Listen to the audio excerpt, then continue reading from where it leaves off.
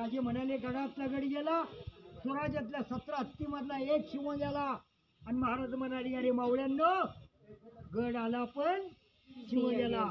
जय भवानी, जय छत्रपती शिवाजी महाराज की जय.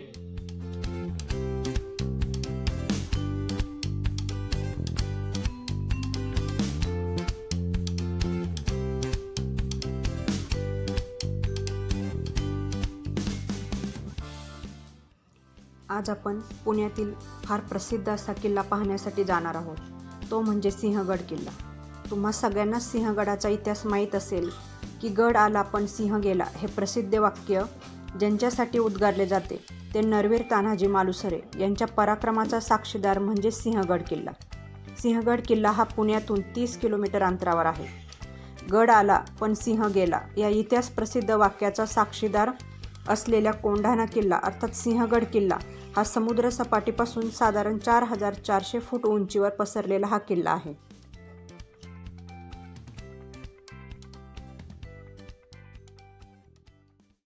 नमस्कार, मी सुनीता. स्वागत आहे तुमचं पुन्हा एकदा आपल्या नवीन व्हिडिओमध्ये.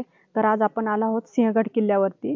तर सिंहगड किल्ल्यावरती फायनली आपण येऊन पोहोचलेलो आहोत. या साईडला सगळ्या 4 व्हीलर पार्किंग आहे, मागच्या साईडला 2 व्हीलर पार्किंग आहे आणि इथूनच जायला मागच्या साईडला गडाकडे जायला रोड आहे. चला तर मग आपण गडावर जाऊयात.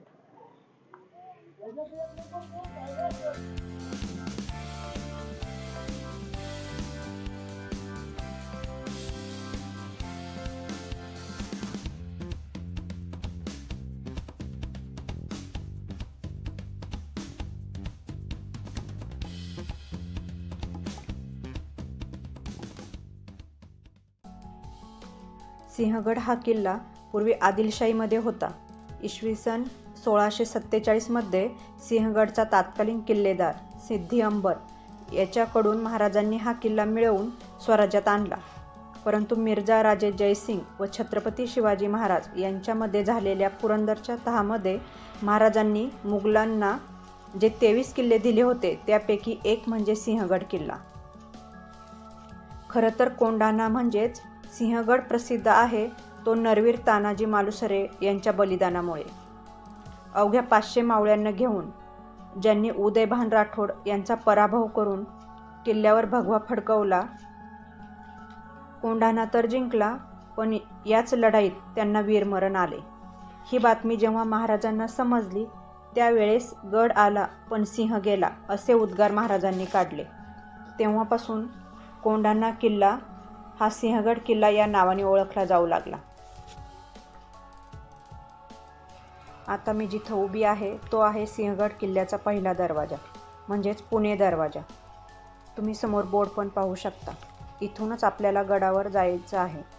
या दरवाजाचे बांधकाम अजूनही सुस्थितीत असं आहे. चला तर मग या दरवाजातून पुढे सिंहगडावर अजून काही इतिहासकालीन गोष्टी आहेत त्या पाहूयात. जर तुम्हाला ट्रेक करत गडावर यायचं असेल तर खाली असलेल्या गावातून तुम्ही येऊ शकता आणि गाडीने यायचे असेल तर 2 व्हीलर आणि 4 व्हीलर डायरेक्ट गडावर पण येतात. इथं पार्किंगची उत्तम अशी सोय आहे. वरती गडावर तुम्हाला जेवणाचीही सोय आहे.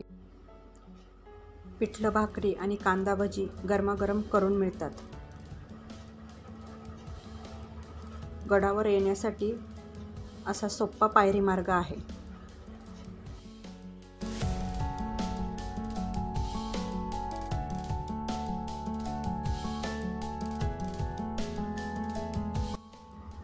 आणि हा समोर दिसतोय तो गडावरील दुसरा दरवाजा.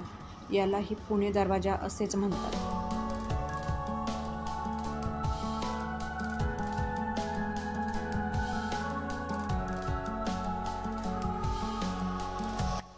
गडावर एकूण 4 दरवाजे आहेत. 3 पुणे दरवाजा व 1 कल्याण दरवाजा.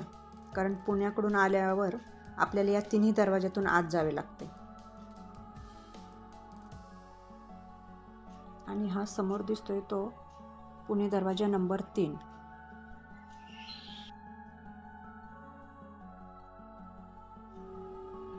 सिंहगडाच्या 3ही दरवाजातून पुढे आल्यावर आपल्याला दारुगोळ्याचे कोठार पाहायला मिळते. पूर्वीच्या काळी तोफांसाठी जी सामग्री लागायची ती याच कोठारामध्ये साठवून ठेवली जायची.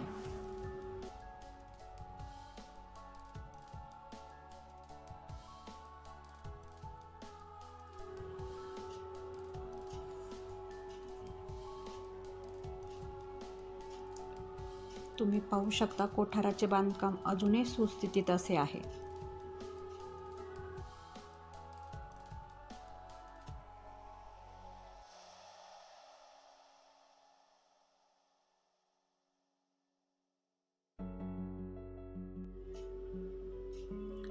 कोठारापासून पुढे आल्यानंतर एका कातळामध्ये तयार केलेली घोड्यांची पागा पाहायला मिळते. पागा म्हणजे जिथे घोडी बांधली जातात ती जागा. आत्ताच्या काळात त्यांना तबेला असे म्हणतात.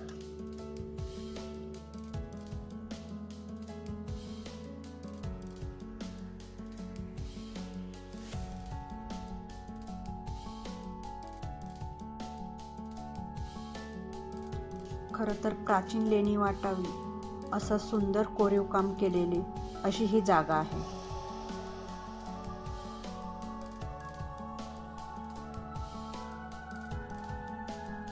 गडावर अशी विविध प्रकारची आंबट गोड फळे तुम्हाला खायला भेटतील.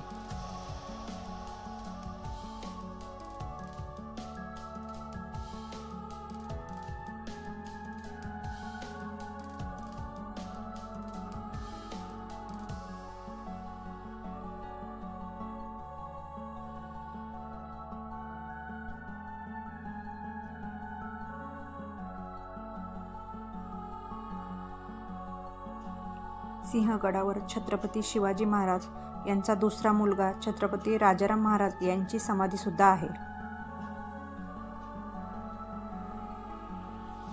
सिंहगडावर आपल्याला टिळकांचे विश्रामगृह सुद्धा पाहायला मिळते.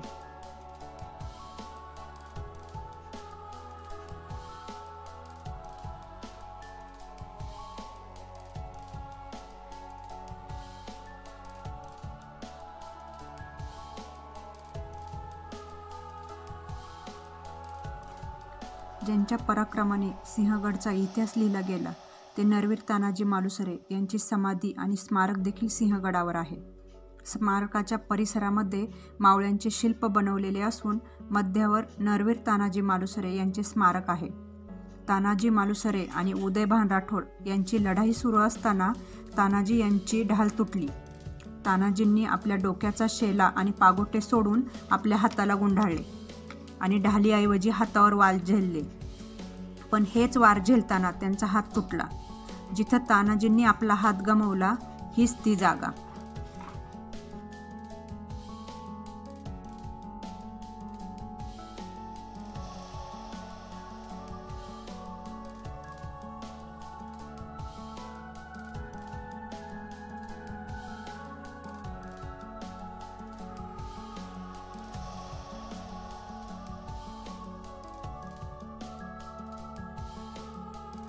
माझ्या रायबाचं तारीख 4 फेब्रुवारीची घेतली. अष्टमीच्या रात्रीला जायचं, नवमीच्या रात्रीला गुरुस्वराज्यात घ्यायचा ही श्रींची इच्छा. आणि महानवीर रत्न तानाजी मालुसरे 4 फेब्रुवारी इसवी सन 1670 साली तानाजी मालुसरे यांनी गड कोंढाणा मोगलांचा किल्लेदार, औरंगजेबाचा सरदार, लढाऊ किल्लेदार उदयभान राठोड यांच्यापासून तानाजी मालुसरेंनी गडाच्या पश्चिमेच्या बाजूने यशवंती घोरपडीच्या साहाय्याने द्रोणागिरीचा कडा चढून छापा घालून आणि उदयभानास ठार मारून तानाजी मालुसरेंच्या रक्तानं स्वराज्याचा भगवा फडकला. शत्रूचा दोष खाली झाला आणि जिजामातेला राजगडाला आनंद झाला. शिवाजी महाराज आले राजगडावरनं, गड कोंढाणा किल्ला सर झाला. शिवराजे तुम्ही जाऊ शकता आता गडाला असं म्हणून महाराजांनी कृष्णा घोडीला सजवली. टाच मारून खोगीर घालून दौडत राजे टाक टाक करत कल्याण रजावर आले आणि महाराजांच्या दिवसानं गोंडा फोडला, किरण फोडलं आणि महाराजांचं पहिलेच पाऊल या गडावरती महाराजांचं पहिलेच पाऊल पडलं. सूर्याजीनं म्हटलं तानाजी मालुसरे स्वराज्याला सोडून गेले आणि या ठिकाणी राजानं म्हटलं गेलं मावळे बरोबर घेतले. सूर्याजीने दोर कापला की तुमचा बाप रक्ताच्या थोळ्यात मरून पडलाय, मी परतीची दोर केव्हाच कापून टाकले गेले. आणि मग सूर्याजीने जाऊन कल्याण रजा उघडला आणि शेलार मामाचं सैन्य आत घेतलं आणि उदयभानूला ठार मारला आणि तानाजी मालुसरेंच्या रक्तानं गड स्वराज्यात आला. गडातला गड गेला. राजे म्हणाले गडातला गड गेला, स्वराज्यातल्या 17 हत्तीमधला एक शिव गेला.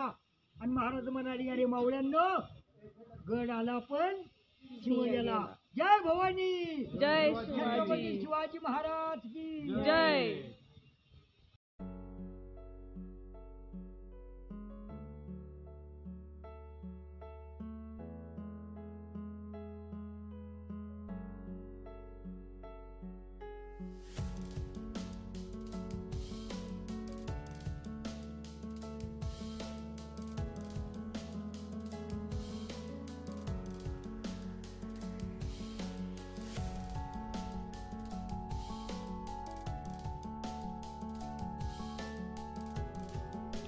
गडावर अशी असंख्य झाडे आहेत.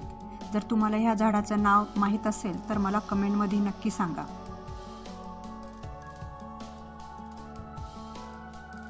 किल्ल्याच्या मध्यावर प्राचीन अमृतेश्वर भैरव मंदिर आहे.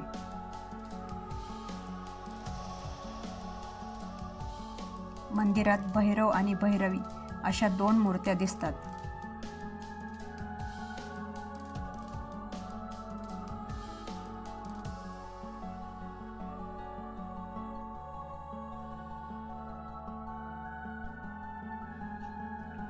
गडावर अशी पाण्याची असंख्य टाकी आपल्याला पाहायला मिळतात. किल्ल्यावर पिण्याच्या पाण्यासाठी उपयोगी पडेल अशी ही एक टाकी आहे. तिला देव टाकी असेही म्हणतात. यातले पाणी अतिशय थंड आणि पिण्यासाठी उपयोगी आहे.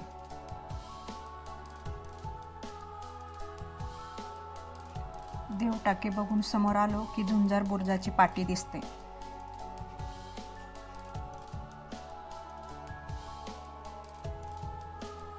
इथून समोर चालत आलं की आपल्याला किल्ल्याच्या दक्षिणेला झुंजार बुरुज दिसतो आणि पश्चिमेला कल्याण दरवाजा दिसतो.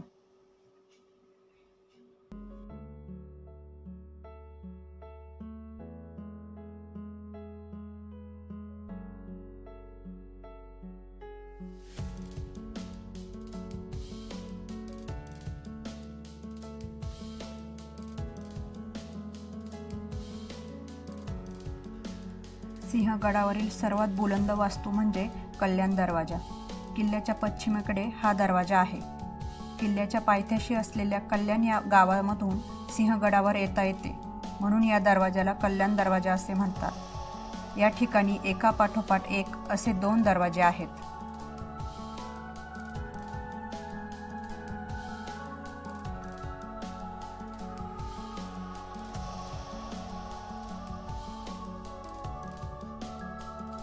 सिंहगडावर थोडा वेळ निवांत क्षण घालून आम्ही घराच्या दिशेने निघालो. आजचा सिंहगडावरील व्हिडिओ मी इथंच संपवत आहे. खरं तर गडावरील सर्वच महत्त्वाच्या जागा मी तुम्हाला दाखवायचा प्रयत्न केलेला आहे. तुम्हाला हा व्हिडिओ कसा वाटला मला कमेंट करून नक्की सांगा आणि आपल्या चॅनलला लाईक आणि सबस्क्राईब करायला विसरू नका.